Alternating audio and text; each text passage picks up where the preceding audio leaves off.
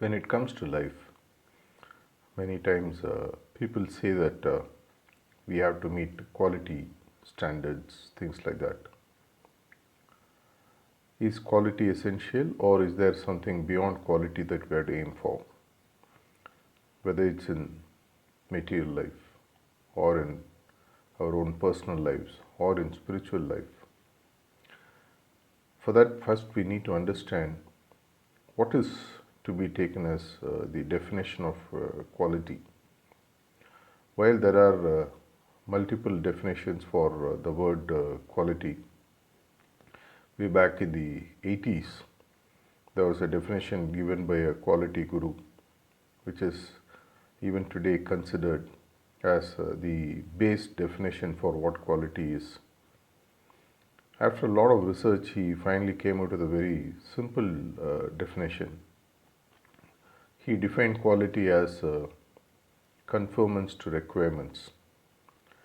A very simple but very powerful definition. Conformance to requirements. First, we have to define what the requirement is and then meet it, and then it's supposed to be a quality product. So, which means if I define a very low standard as quality and then I consistently meet it, I am supposed to be actually producing quality work. If I am capable of producing, say, 10 units a day in my production line, but I have said that my quality standard is to produce 4 a day, and if I consistently produce 4, I am supposed to be meeting the quality requirements as far as production is concerned in terms of output. Likewise, in anything that you do, if you set a very low standard in terms of your exam marks, out of 100 you say that I will get 55 and then you get 55, you can say that I am a quality student. The same is true in our spiritual life. If you set a standard that every day I'll get up at 8 in the morning and then I'll meditate between 8:30 and 8:45 for 15 minutes, and you consistently do it, you can say that your practice or sadhana is of a quality. Even what they call as a luxury product. There is nothing known as a luxury product or something known as a poor product. It all depends on what you perceive as a standard, you define, and then you meet it. And then the client, based on their experience, they give the labels. It's a cheap product, it's an okay product, it's a mediocre product, it's a good product, it's a luxury product. But when it comes to life, I would rather look at a life of substantive excellence. What exactly is the difference between quality and excellence then? Excellence is when you consistently exceed expectations,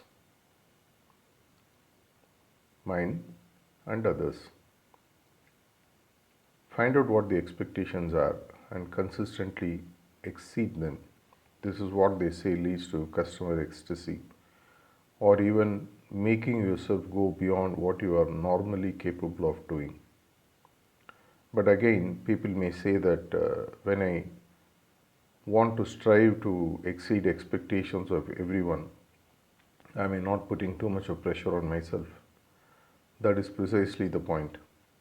Because we do not want to exceed the expectations, we normally set the benchmarks quite low and make it very easy.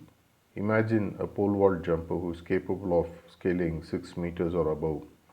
He is consistently setting his benchmark as 4 meters and he keeps clearing. He can come back and say that I promised to clear 4 meters, I am clearing 4 meters. The same is true for your practice. The same is true for your material life standards or goals as well.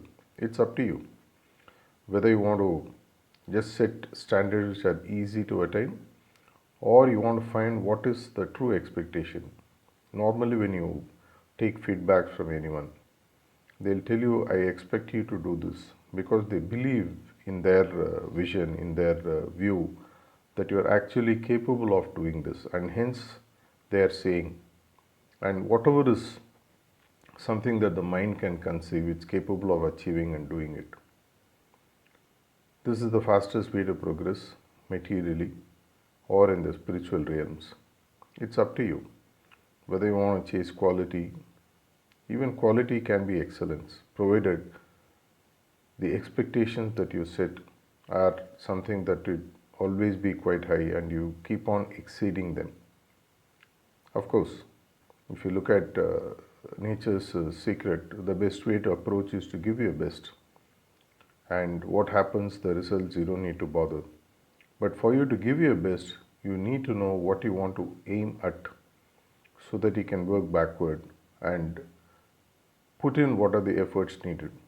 If you're looking for the highest material progress, if you're looking for the highest spiritual progress, define what those expectations are, either from yourself or from others, and then find out what are the efforts that will take you there. Put in the efforts, leave the rest to the support of your mentor or the guru or the master. Do not bother about results. But out of fear of not being able to achieve the results, do not set standards which are quite low. It's up to you. You want to lead a life of quality where you conform to requirements, or you want to lead a life of substantive excellence. Isn't it something worth looking at and doing something about? Thank you.